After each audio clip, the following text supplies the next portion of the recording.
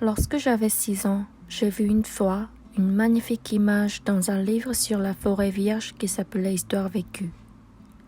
Ça représentait un serpent boa qui avalait un fauve. Voilà la copie du dessin. On disait dans le livre, les serpents boa avalent leur proie tout entière sans la mâcher. Ensuite, ils ne peuvent plus bouger et ils dorment pendant les 6 mois de leur digestion. J'ai alors beaucoup réfléchi sur les aventures de la jungle et à mon tour, j'ai réussi, avec un crayon de couleur, à tracer mon premier dessin. Mon dessin numéro 1, il était comme ça. J'ai montré mon chef-d'œuvre aux grandes personnes et je leur ai demandé si mon dessin leur faisait peur.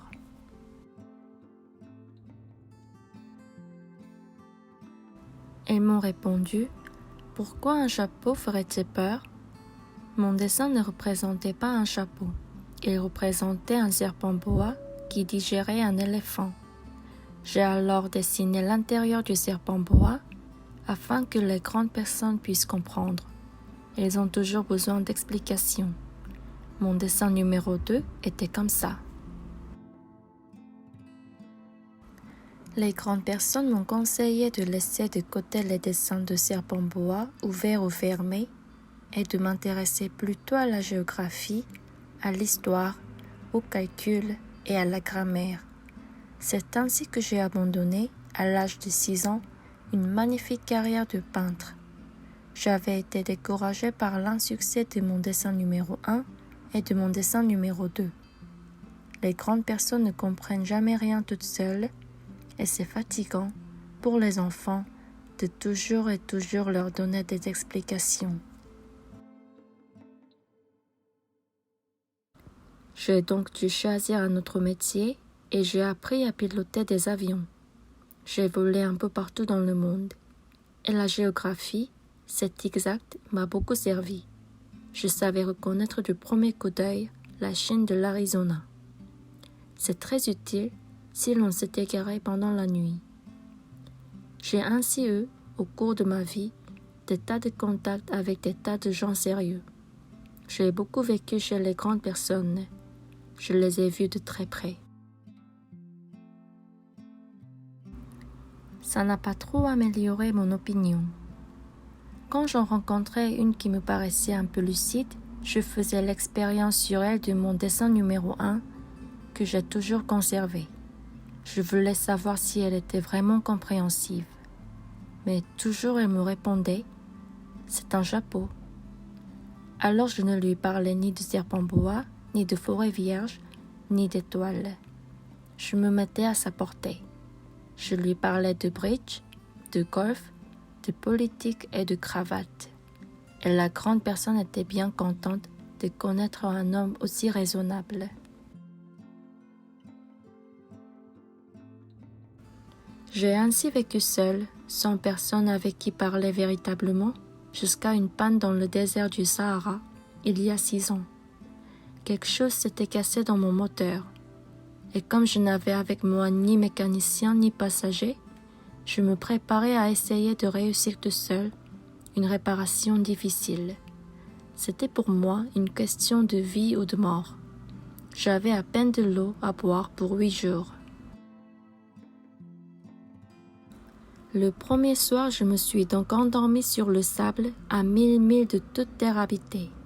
J'étais bien plus isolée qu'un naufragé sur un radeau au milieu de l'océan. Alors vous imaginez ma surprise, au lever du jour, quand une drôle de petite voix m'a réveillée. Elle disait « S'il vous plaît, dessine-moi un mouton. »« Hein? Dessine-moi un mouton. » J'ai sauté sur mes pieds comme si j'avais été frappée par la foudre. J'ai bien frotté mes yeux, j'ai bien regardé, et j'ai vu un petit bonhomme tout à fait extraordinaire qui me considérait gravement. Voilà le meilleur portrait que, plus tard, j'ai réussi à faire de lui. Mais mon dessin, bien sûr, est beaucoup moins ravissant que le modèle.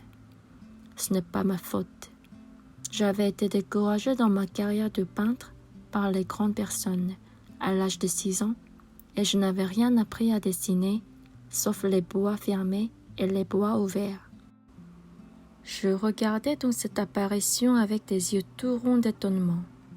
N'oubliez pas que je me trouvais à 1000 milles de toute région habitée. Or, mon petit bonhomme ne me semblait ni égaré, ni mort de fatigue, ni mort de faim, ni mort de soif, ni mort de peur. Il n'avait en rien l'apparence d'un enfant perdu au milieu du désert, à 1000 milles de toute région habitée. Quand je réussis enfin à parler, je lui dis «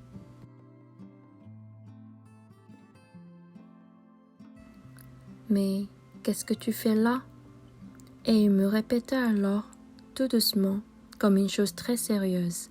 « S'il vous plaît, dessine-moi un mouton. » Quand le mystère est trop impressionnant, on n'ose pas désobéir. Aussi absurde que cela me sembla, à 1000 milles de tous les endroits habités et en danger de mort, je sortis de ma poche une feuille de papier et un stylographe. Mais je me rappelais alors que j'avais surtout étudié la géographie, l'histoire, le calcul et la grammaire, et je dis au petit bonhomme, avec un peu mauvaise humeur, que je ne savais pas dessiner. Il me répondit « Ça ne fait rien, dessine-moi un mouton. » Comme je n'avais jamais dessiné un mouton, je refis pour lui l'un des 2 seuls dessins dont j'étais capable.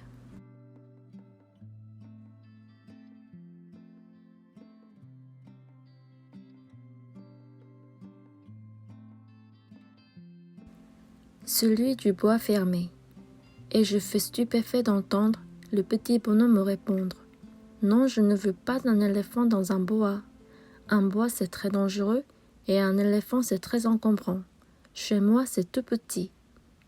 J'ai besoin d'un mouton. Dessine-moi un mouton. » Alors j'ai dessiné. Il regarda attentivement, puis « Non, celui-là est déjà très malade. Faisons un autre. » Je dessinai. Mon ami sourit gentiment, avec indulgence. « Tu vas bien, ce n'est pas un mouton, c'est un bélier. Il a des cornes. » Je refis donc encore mon dessin, mais il fut refusé comme les précédents. « Celui-là est trop vieux. Je veux un mouton qui vive longtemps. »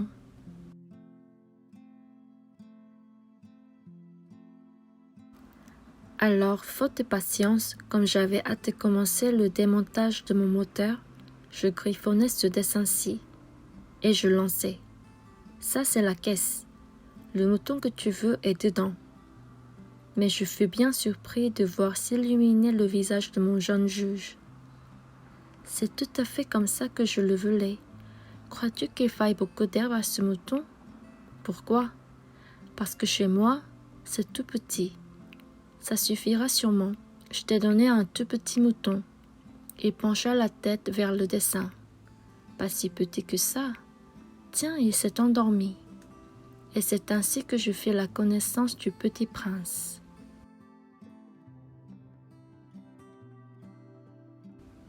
Il me fallut longtemps pour comprendre d'où il venait. Le petit prince, qui me posait beaucoup de questions, ne semblait jamais entendre les miennes. Ce sont des mots prononcés par hasard qui, peu à peu, m'ont tout révélé. Ainsi, quand il aperçut pour la première fois mon avion, je ne dessinerai pas mon avion, c'est un dessin beaucoup trop compliqué pour moi. Il me demanda « Qu'est-ce que c'est que cette chose-là? » « Ce n'est pas une chose, ça vole. C'est un avion, c'est mon avion. » Et j'étais fière de lui apprendre que je volais. Alors il s'écria « Comment? Tu es tombé du ciel? » « Oui, fis-je modestement. »« Ah, ça c'est drôle !» Et le petit prince eut un très joli éclat de rire qui m'irrita beaucoup. Je désire que l'on prenne mes malheurs au sérieux. Puis il ajouta « Alors, toi aussi tu viens du ciel. De quelle planète es-tu? » J'entrevis aussitôt une lueur dans le mystère de sa présence, et j'interrogeai brusquement. « Tu viens donc d'une autre planète? » Mais il ne me répondit pas. Il hochait la tête doucement, tout en regardant mon avion. C'est vrai que là-dessus, tu ne peux pas venir de bien loin. Et il s'enfonça dans une rêverie qui dura longtemps. Puis, sortant mon mouton de sa poche, il se plongea dans la contemplation de son trésor. Vous imaginez combien j'avais pu être intriguée par cette demi-confidence sur les autres planètes. Je m'efforçais donc d'en savoir plus longue. D'où viens-tu, mon petit bonhomme? Où est-ce que chez toi? Où veux-tu emporter mon mouton? Il me répondit après un silence méditatif. Ce qui est bien avec la caisse que tu m'as donnée, c'est que la nuit, ça lui servira de maison. Bien sûr, et si tu es gentil, je te donnerai aussi une corde pour l'attacher pendant le jour, et un piquet. La proposition parut choquer le petit prince. L'attacher? Quelle drôle d'idée! Mais si tu ne l'attaches pas, il n'ira n'importe où et il se perdra. Et mon ami eut un nouvel éclat de rire. Mais où veux-tu qu'il aille? N'importe où, droit devant lui. Alors le petit prince remarqua gravement. Ça ne fait rien, c'est tellement petit chez moi. Et avec un peu de mélancolie peut-être, il ajouta.